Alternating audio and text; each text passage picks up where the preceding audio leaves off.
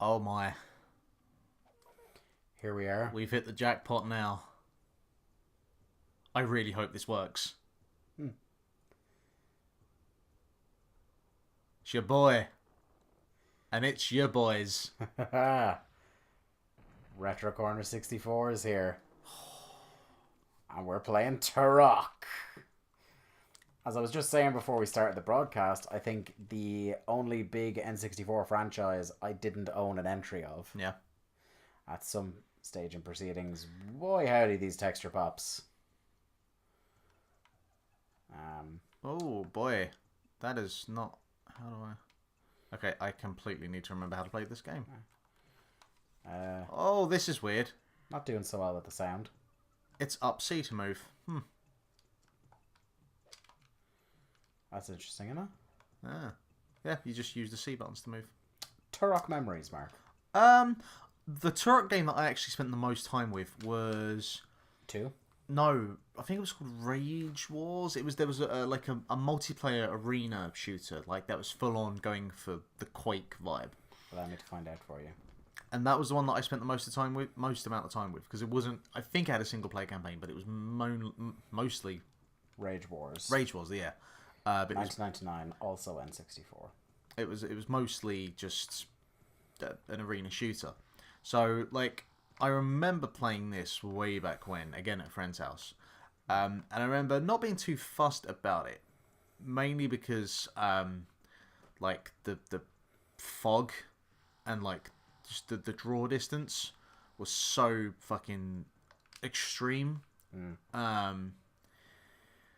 And like, I played Turok after I played GoldenEye, so Yeah. you know, that in itself was pretty much it for me to be like, it's just, no, it's not as good as GoldenEye.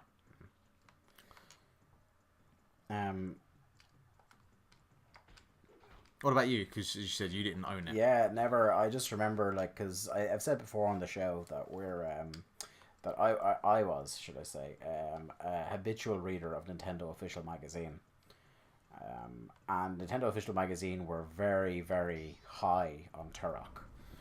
They'd talk a lot about it. If there was a new Turok game coming out, there'd be like an 8-page fucking spread in Nintendo Official Magazine on it. So it's kind of... I know the reverence it's held in, but I've never really been the dinosaur hunting thing. The thing is, because like, again, you're talking about a game that's like a shooter, and the first game I ever played was Doom. Look at the size of those pistol clips, by the way. The first game I ever played was Doom, so I became very pretentious very quickly about shooters. Sure. Because, in fairness to Turok, not many games move like Doom does. No. You know? And then even by the time I had a console and started looking at, a couple of shooters here and there, Come on, you bastard. I had mates round the corner who were already on Quake. Yeah. So it's... For me, for a long time... Oh, hello. Hi. Until probably Perfect Dark, for me it was kind of like, unless it's an id shooter, I wasn't really that interested. Yeah. Such was my level of pretense. Oh, right in the neck. You hit him so hard in the neck, a plus fell out. The thing is as well, like... the original Turok has not aged gracefully, but like Turok 2... that's the one, isn't yeah, it? yeah, because that went fucking just bonkers with the ammo. With the guns. And this one also does, in fairness, have a lot of critical acclaim to it by the looks of the Wikipedia page. It was considered something that became a bit of a system seller for the N64. Yeah, I can see that. Sold 1.5 million copies. Because the thing is, like, I'll give, even though, like, you look at this now and it's very basic, it does have a level of atmosphere about it. It feels quite claustrophobic. But I think it is just a case of the future Turok games were more inventive. Like, the second game had the cerebral bore, which, drilled into enemy's skull and just kind of cave their brain out. This was just a pretty simplistic kind of basic shooter that just used dinosaurs. 86% odd on Metacritic for it. How au fait are you with Turok lore? I wouldn't say it's my strong point. Well, would you like to hear about the plot of this game? There are dinosaurs. If you haven't picked up on the incredible nuance of the plot to Turok Dinosaur Hunter. Enlighten me. The player assumes control of Talset, aka Turok, a Native American time-traveling warrior. The mantle of Turok is passed down every generation to the eldest male. Each Turok is charged with protecting the barrier between Earth and the Lost Land, a primitive world where time has no meaning.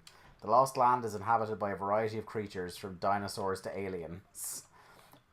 Do you know what? I think that's a real kind of like MacGuffin for, we don't know what we want to make the enemies in this game, so why not have our cake and eat it? Dinosaurs and aliens. Moving on.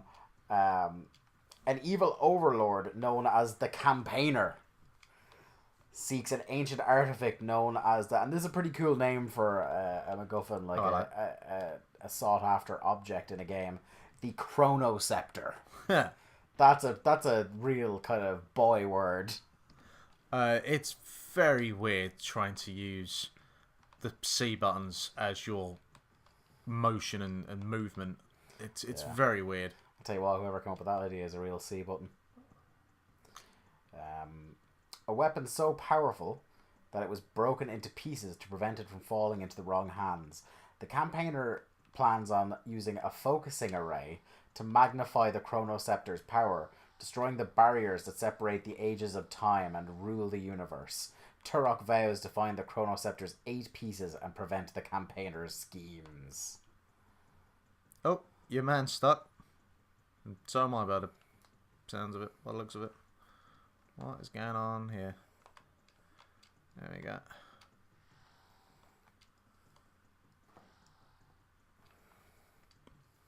And obviously, because it's very early 3D games, the textures are there's your campaigner. Fair play. Yeah, but like you look at its texture, and as you just get closer and closer to it, and it just becomes just noise. Mm-hmm.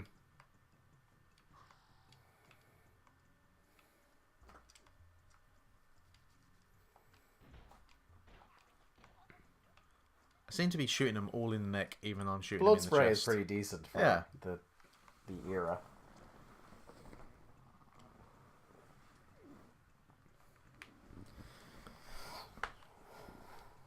Tell you what, Mark, I'm gonna make a big shout now. I will bet that in October this year, Wolfenstein 2: The New Colossus will be better than this. Yeah. That's crazy talk. I'm making that my shoe-in of the week. Okay. Fair play. Whoa, fuck you. Whoa. Nope. I think that got him. If for nothing else, then I kind of like dinosaurs and aliens, and I'm much more okay with shooting Nazis than either of those.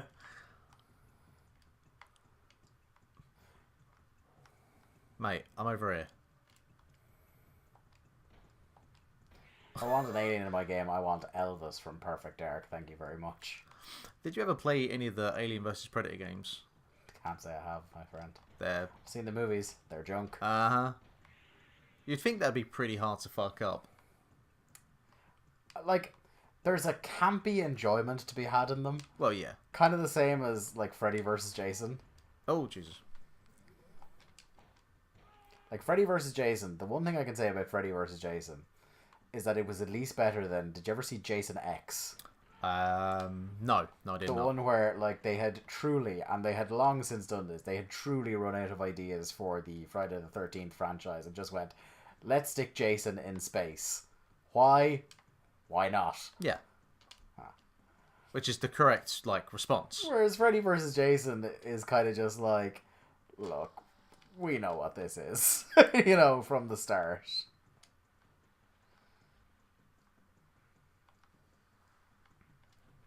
This is where I want to be.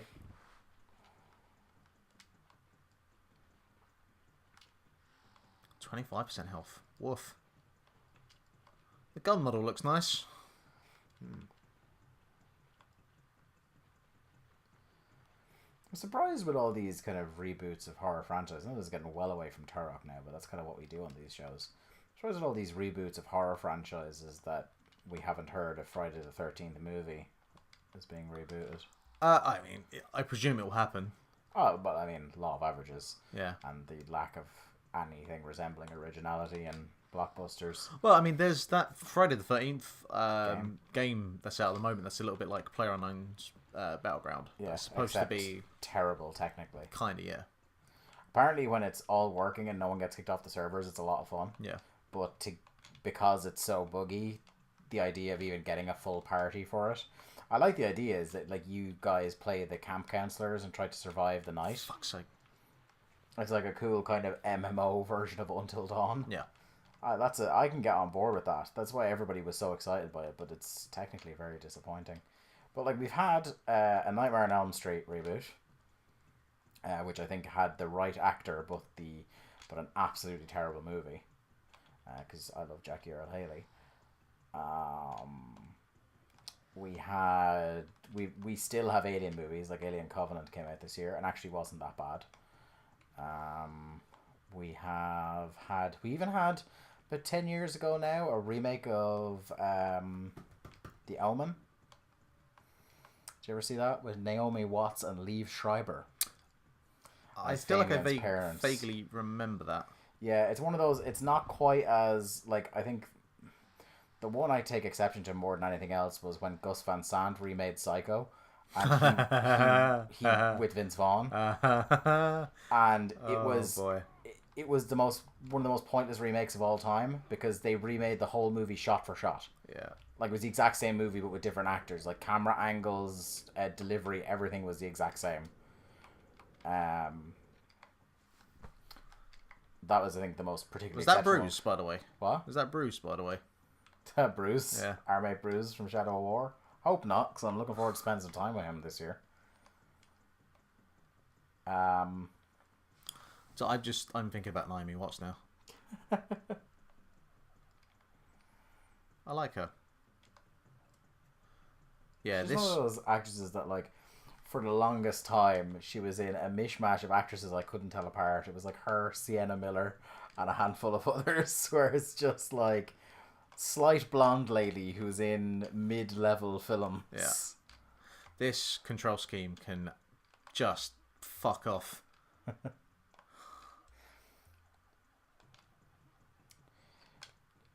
At least I tell you what, I'm very thankful of, but I think it's because the rights to the IP are held tightly by the family of Blatty. But the fact that people haven't tried an Exorcist remake, I'm very thankful of.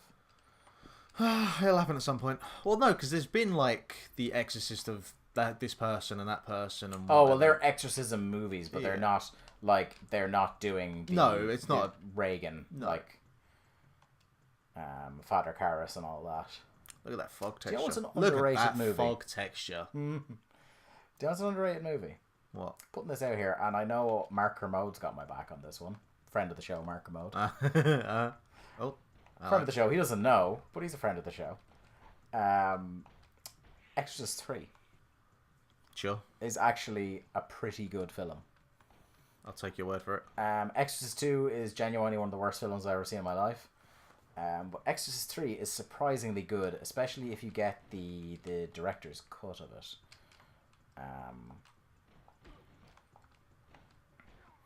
It's real, like, it gets the creepy vibe back. It's not as good, don't get me wrong, it's not nearly as fucking good as The Exorcist. Like, The Exorcist 1 is one of the greatest horror movies ever made. I would say one of the greatest movies ever made. What year is Exorcist 3? I'll find out for you. Yeah. And stop looking at pictures of the campaigner. I wish to save my game. Thank you very much. For a game that I probably won't play again, but I want to save anyway. The Exorcist film series. Well, so far, considering... Speaking of friend of the show, Mark Kermode, by the way, as well. Oh, shit. Exorcist is his favourite film of all time. Bollocks. I will say, like, considering this is the first level, because, again, I haven't played this game God knows how long, but I forgot that the world's pretty kind of big and sprawling. Yeah, there's 8 of them, I think it said. 8 different worlds. So, Exorcist 1, 1973. Exorcist 2, The Heretic, which is terrible, 1977. And Exorcist 3, as you were asking, was 1990. Okay. Did you ever see any of the sequels to The Omen? No, but I've never watched The Omen, so... Oh, you see, yeah, you're not a big heebie-jeebies guy. No. In That's how we're calling it, heebie-jeebie films. In Omen 3... I'm sorry, but just what is going on here? In Omen 3, Damien, you know the plot of the Omen. Yeah. He's the Antichrist. Right, so, spoilers. In Omen 3, he's grown up and like an evil executive of some description. That's the one, yeah. It's a very bad film. Do you know who plays grown up Damien? I know that I've read the synopsis. Is it the your one from Jurassic Park? Yep, Sam Neill. Sam Neill, yeah. Who follows me on Twitter. Oh, yeah, I remember you telling me this before. He follows me and Brian. What a world. I'm stunned that I actually remember that, because my movie trivia is appalling. Let's see if I can traverse this. First time.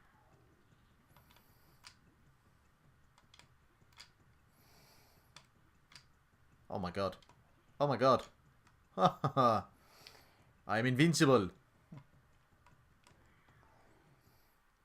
You ever read around all the stuff about the set of The Exorcist being cursed? Cursed and that bollocks, yeah. It's like a bunch of people died. Yeah.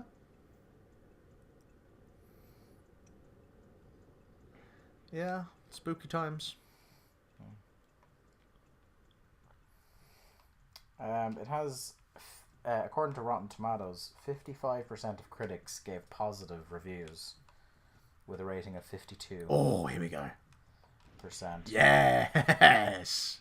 Just give me a shotgun and I am your boy. Kermode called it a restrained, haunting thriller which stimulates the adrenaline and intellect alike. Right, what was that? Exorcist 3. Oh. God, Kermode's been going for a while. Yeah. There's kind of that... there's a few horror franchises where there's like... First one is brilliant, second one is really piss poor, and then the third one is surprisingly okay. And it could be at least partially because expectations are set so low by the second one being bad. Yeah. Because like Exorcist is like that. What's the other one I had in my head? Alright, enough of your grenades, fucking hell. Oh fuck, there was another couple I had in my head there and they're gone.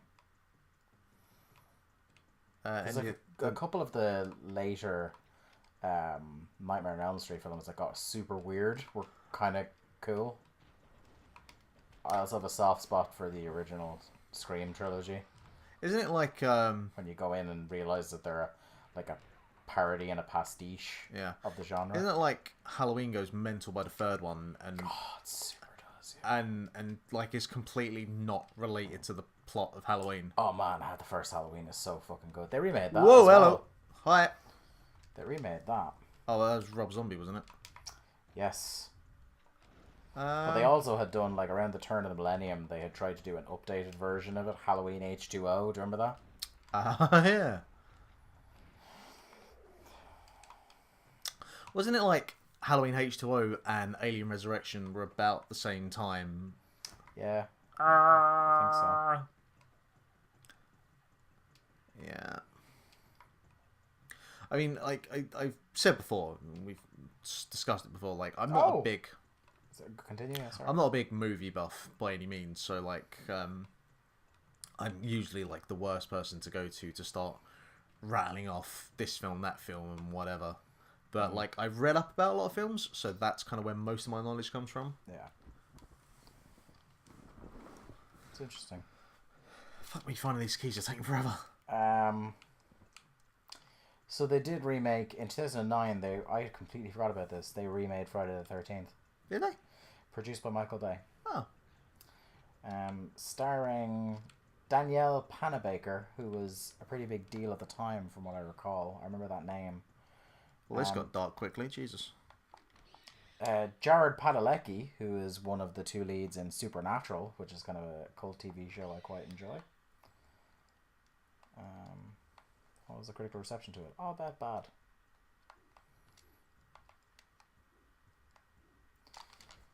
Jesus.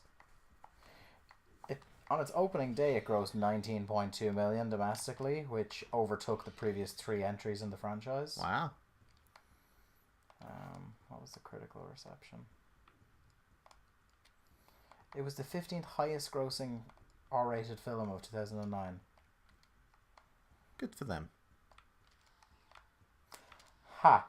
Got about a 25% approval rating on Rotten Tomatoes. There we go. That's what we were looking for.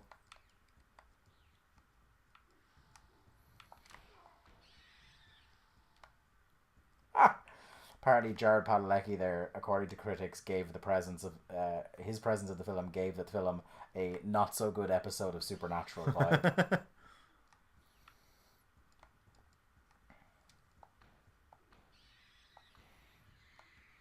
Yeah, they remade Texas Chainsaw Massacre. Oh yeah. I remember years ago. With your one who's in the Baywatch movie that everyone fancies. Zac Efron? No, Alexandra Daddario. Because, Zac Efron in Texas Chainsaw Massacre. Yeah. That would be interesting. She was in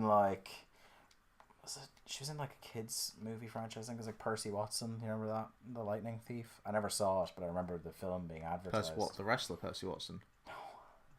Or Percy Jackson. That's what it is. You've got me disappointed now. Sorry. She was in that, and then she was in like a bunch of crap on TV, I think, and then she was in True Detective, because remember True Detective was huge when it came out. Yeah. And she was in it, and she was great in it, and then she's been in she's been starting getting stuff like Baywatch. I think she was in another movie with The Rock as well, I think. Doom? I want to say she was like his daughter in Doom? San Andreas. Remember, I watched that on the boat while you were asleep when you moved over here. I do indeed. I'm pretty sure she was his daughter in it. I am known as a repository of useless fucking film facts. Yeah, Texas Chainsaw Massacre 3D 2013. It's like you and Jack have that very much in common. Mm-hmm. Oh, you should hear the reference off the pair of us get into when we're hanging out. Yeah, Alexandra Daddario was in the Texas Chainsaw Massacre. She is the only name I really recognize on this list. Yeah. I'll bet this sucked as well. Reception. 19%. Wow. I will say this, what I like about the game, even though I don't like that you have to use left and right C, I like the kind of leaning that the camera tilts with. Yeah. That's a nice effect. Oh no. They're making a Texas Chainsaw Massacre prequel. It's out this year. Just make a fucking prequel to everything. It's called Leatherface. Of course. It's produced by Lionsgate, who are like pretty much exist on a diet of regurgitating horror movies very quickly. Sweet. The Lionsgate are the distributors for Saw. Ah.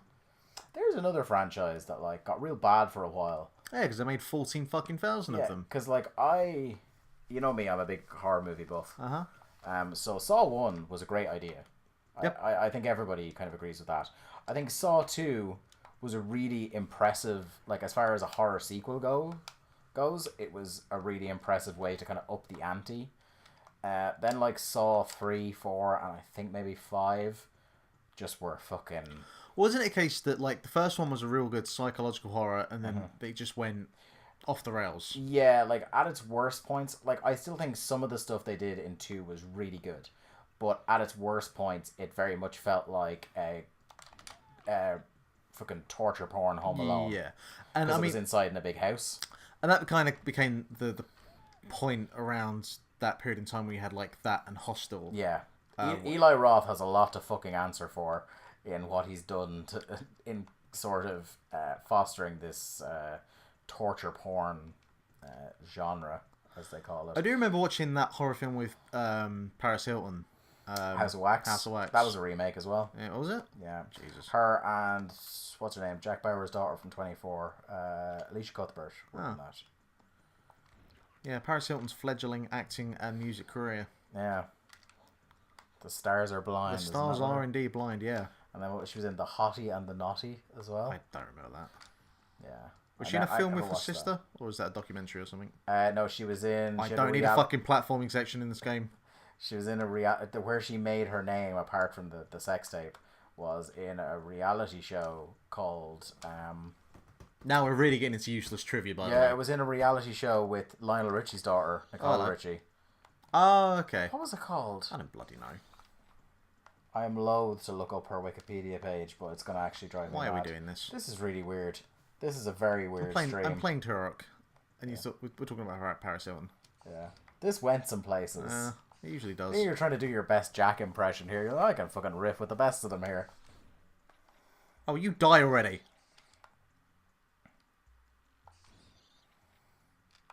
Simple Life, that was it. Where it was like, because they're two rich, posh girls, they were sent out to like work on farms and shit. That's the one. It was a really fucking big deal. Yeah. I remember loads of people like I hung out with in school were watching it. Were they all awful people? No, it's just kind of because reality TV hadn't completely burnt out by then. I suppose. Do you know, it started in 2003, so even Big Brother hadn't jumped the shark at that stage, and it's hard to remember a time where it hadn't. I tell you what, I was fucking obsessed with Big Brother. First couple of seasons, man? Yeah. Oh, good stuff. Yeah. I don't know why it was good stuff, but I was well into it. There was a great slate of weekend programming on Channel 4 that was Big Brother and then South Park. Day 46 in the Big Brother house. It also helped that, like, for the first few seasons, they would have Irish people, like a fucking token Irish. Whoa, fuck you! And he won it in season 2. Wait, when Brian oh Dowling. yeah, Brian. Who, by the way, is from about 5 minutes from here. Oh really? Yeah, Oh. Rathangan or Rathgarvan. Like I never remember. Yeah, which one it's he went on to do quite a few things, didn't he? from. Yeah, he's still like a presenter and stuff. He's done all right for himself. Whereas I can't. Your man Craig won the first one. He was on some fucking DIY show for a while. Yeah, well, because he was a plasterer or something, wasn't he? Yeah. And then you got one that ended up on This Morning. Then there was Chanel and Preston. Oh, she was like. That was Chantel. Chantel, sorry, that's Yeah. it. Yeah, she was the fake celebrity. Wasn't Chanel the one that was like obsessed with Victoria Beckham and everyone made fun of her for it? This is a weird fucking hole. This has all gone down. You know what? We're going to end it here. Yeah. I've played enough Turok. Second season also had, or was it the first season, had another Irish bird on it, and she was a former nun. Anna Nolan. Oh, yeah, and she was a bit... Skateboarding nun, they called her. Even though I don't think we ever saw her skateboard on the show. She the bald one, or the shaved head one, was it? Yeah. And she ended up, she's made a pretty modest career out of presenting on RT and stuff. Yeah? Yeah. Oh. What a weird fucking journey we went I on. just remember... I will personally listen back to this video to see how we got here. I can't remember whether it was the second or third series, but there was a Welsh lass who, for the life of me, till the day I die, the expression, when I need like a Welsh accent in my head, I just go to her and, I love blinking, I do. That's it. I was like, okay, cool. Anywho, that was Turok. That was Turok. Man, this is what it would be like if Jack was actually here to do these things. I guess. Yeah. You know, I'm not even gonna just Lithium Project, Dave Ryan IV, listen to the podcast. At Link to the Cast. At Link to the Cast.